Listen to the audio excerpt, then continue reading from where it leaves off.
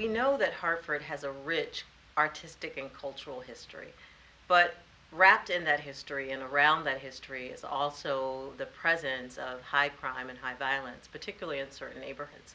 These crimes are largely affecting young people, those individuals in our society who are the most vulnerable just because they are the youngest among us, and also they have less access to the kinds of resources that adults have to manage even those kinds of exposures. I can think about a lot of examples of young people that I've encountered in the more than decade that I've been engaged in this work who told me stories about being in neighborhoods that are characterized by high violence, alcohol, and other drug activity, and gun violence.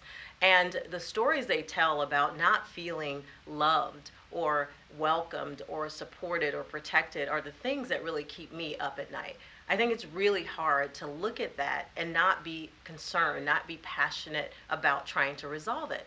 And I can't help but wonder what kind of capacity for innovation, creativity lies in those individuals who are affected by gun violence. So we're in fact not just having gun violence that's ripping our communities apart, but we're hemorrhaging talent from our nation's economic capacity to compete in a global marketplace.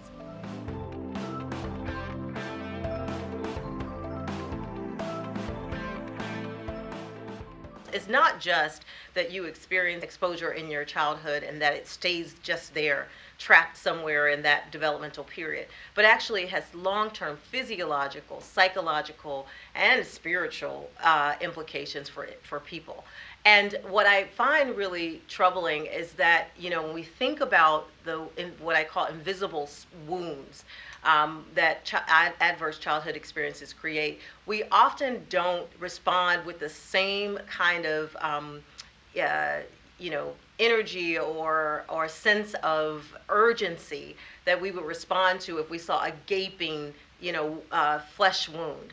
But those wounds are just as impactful and important to address. We see all kinds of negative outcomes, not the least of which are more mental health problems, more substance abuse and misuse, and more just sort of sense of shrinking back in the marketplace, so that they're not even able to take advantage of opportunities for upward social mobility.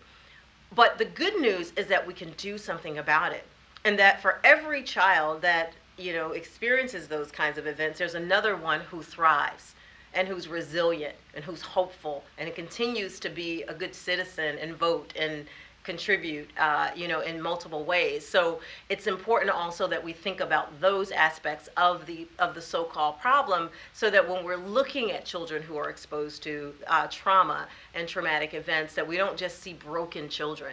We actually see that these experiences have the possibility to break you open to possibility, open to a new way of seeing the world, open to being perhaps a healer yourself.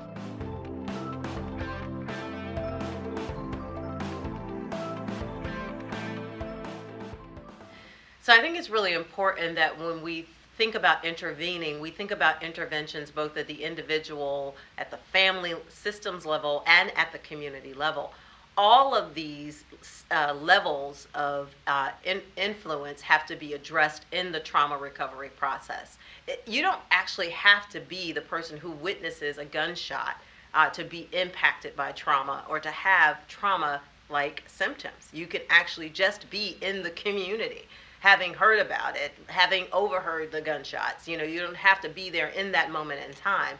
And in a world where we have more sort of social media distribution in real time of trauma, or traumatic events, we can imagine that many more people than those who are really front and center are impacted. So the interventions have to be multi-systems, have to be structured, and have to be developmentally appropriate, so that individuals get the help they need that is right-sized for them in the stage of life that they're in and in the role transition that they're making. There is a reason to think about not just creating access to trauma services or to create trauma referral and response systems, but to also think about the trust that individuals need to have in those systems in order to really utilize them. If you build it and people are not trustful or mistrustful, they will not come.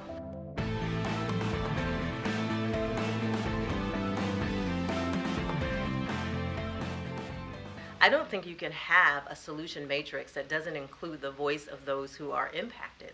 And often, because they see every day unfolding those impacts on their daily lives, they're often able to develop and think about or reimagine more creative, innovative solutions. I also think that when we rely on those homegrown solutions, we're much more likely to move the needle on these wicked problems than we are when we try to think about them from the C-suite or from the ivory tower. I think we have to go to the root of where the issues lie for the most compelling solutions.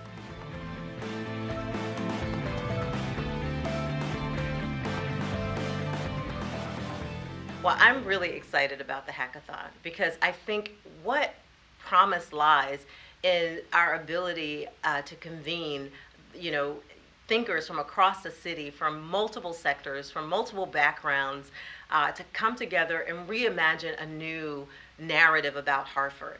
That, for me, is what lies in the possibility for the hackathon. It's this opportunity to, network, to put together perhaps an engineer with an artist, or someone who works in the food share community with someone who works on the ground to develop clinical community integrative solutions. I mean, it's, for me, the most exciting thing I've seen happen in a while. I like actionable solutions, and what a hackathon does is it creates an actionable response to a problem. And what I think would be great is if we walked away with both technology-driven solutions, but also low-tech solutions to resolving some of these issues. Sometimes just creating spaces where young people can congregate to talk about their lived experience, to share artistically their lived experience, can be one of those low-tech solutions that gets developed in a hackathon. Maybe the contours or the architecture of what those spaces should look like could come out of this. But at the very, least, and I don't think this is least in terms of its impact, we're going to bring people together in a room to talk about how to make Hartford great. I mean, I can't imagine, a better outcome than that.